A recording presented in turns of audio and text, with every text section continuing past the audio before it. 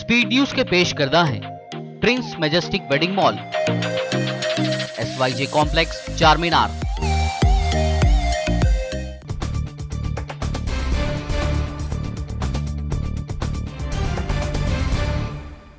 अस्सलाम वालेकुम, आदाब। मैं हूं खलील फरहाद। आइए स्पीड न्यूज़ में देखते हैं 30 जुलाई की 25 अहम खबरें।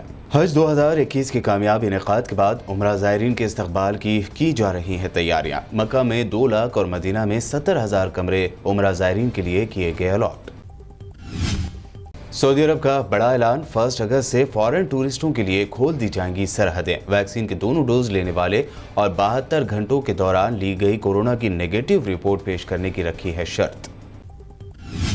इराक़ी दारुल हुकूमत बगदाद के शुमाली हिस्से में एक लड़ाका मिशन पर मौजूद हेलीकॉप्टर हुआ क्रैश। दाइश ने किया रॉकेट हमले में हेलीकॉप्टर को तबाह करने का दावा। हादसे में 5 फौजियों की हुई मौत। तुर्की के इलाके अनातोलिया के जंगलात में लगी भयानक आग से 3 अफराद के हलाक जबकि 122 अफराद से ज़ायद के जख्मी होने की खबर। कई घर और होटल्स भी आए आग की जद में। तुर्की ने भयानक आग को बताया कौमी नुकसान। अफगानिस्तान फिर बनेगा बड़ी जंग का मैदान। रूस ने अफगानिस्तान में दाइश के दाखिल होने का अंदेशा जाहिर करते हुए अफगानिस्तान से लगे ताजिकिस्तान में अपने फौजी अड्डे को अलर्ट पर रखा। अफगानिस्तान में लड़ाई के दरमियान शहरियों पर टूटी कुदरती आफत। सैलाब ने अफगानिस्तान के सूबे नूरिस्तान के जिला कामदेश में मचाई तबाही। 40 अफराद हलाक, 150 लापता। 12 से 15 अगस्त के दरमियान भारत अपनी सलामती को बनाएगा मजीद मजबूत। लॉन्च करेगा ऐसी सैटेलाइट जिसकी नजरों से छुप नहीं पाएगा दुश्मन। कुदरती आफत के बारे में भी देगा जानकारी। तीसरी लहर के अंदेशे के दरमियान भारत में कोरोना केसेस में इजाफे से दौड़ी तशवीश की लहर। 3 हफ्ते में सबसे ज्यादा कोरोना केसेस हुए दर्ज। कोरोना वबा के बढ़ते अंदेशे के दरमियान DGCA ने इंटरनेशनल फ्लाइट्स पर लगाई गई पाबंदी को 31 अगस्त तक बढ़ा दिया। बैरून मुल्क सफर करने वालों को करना होगा मजीद इंतजार।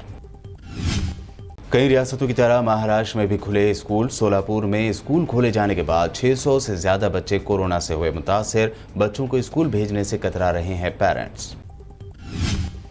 जर्नलिस्ट, पॉलिटिशियन समेत कई अहम शख्सियात की फोन टैपिंग से जुड़े पेगासस मामले की सुप्रीम कोर्ट में होगी सुनवाई। सीनियर जर्नलिस्ट N राम की दरख्वास्त पर अगले हफ्ते सुनवाई करने की सुप्रीम कोर्ट ने कही बात।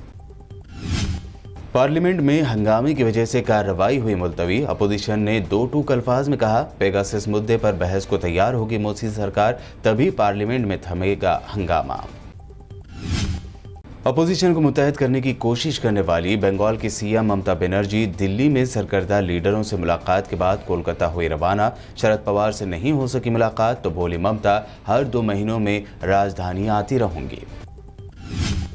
मोदी सरकार अब मुल्क की सबसे बड़ी refinery company Bharat petroleum corporation को भी कर देगी प्राइवेटाइज। BPCL को बेचने का रास्ता हुआ साफ। मोदी सरकार ने दी 100% यानी 100% FDI की इजाजत।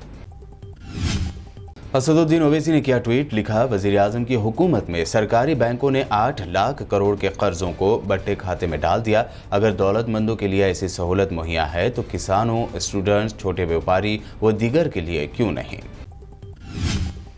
अमीरों के अरबों रुपए के कर्ज माफी करने वाली सरकारों पर अब उठने लगे सवाल। मुल्क भर के किसानों पर है 16,80 करोड़ रुपए का कर्ज।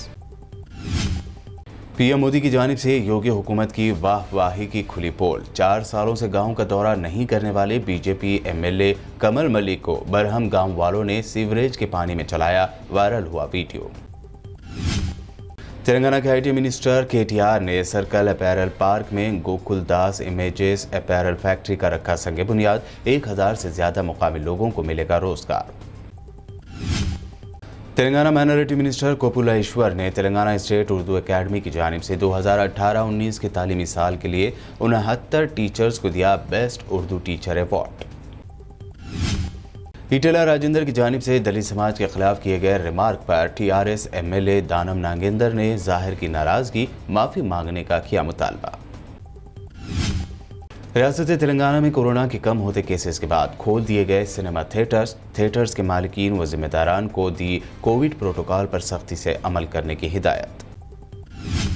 वेमुलवाड़ा में वाक़ श्री राजा राजेश्वर स्वामी मंदिर की हुंडी में पिछले 20 ही दिनों में चढ़ाए गए 198 ग्राम सोना और 21 किलो चांदी, मजमूई तौर पर हुआ 1 करोड़ 25 लाख रुपए का कलेक्शन।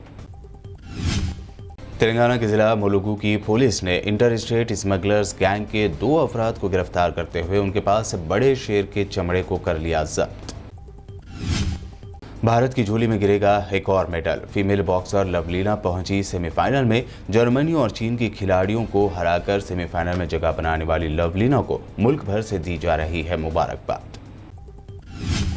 और बैडमिंटन खिलाड़ी पीवी सिंधु ने भी जगाई मेडल की उम्मीद। टोक्यो ओलंपिक बैडमिंटन के सेमीफाइनल में बनाई जगह। सेमीफाइनल जीतने पर मेडल मिलना यकीनी। बैडमिंटन में 2 ओलंपिक मेडल जीतने वाली हिंदुस्तान की पहली खिलाड़ी बन सकती है सिंधु। ये थी 30 जुलाई की 25 अहम खबरें। हमारे चैनल को सब्सक्राइब, लाइक और शेयर जरूर करें। देखते रहिए पीवीएम चैनल। स्पीड न्यूज के पेश करदा हैं Prince majestic wedding mall, SYJ complex, चार मीनार।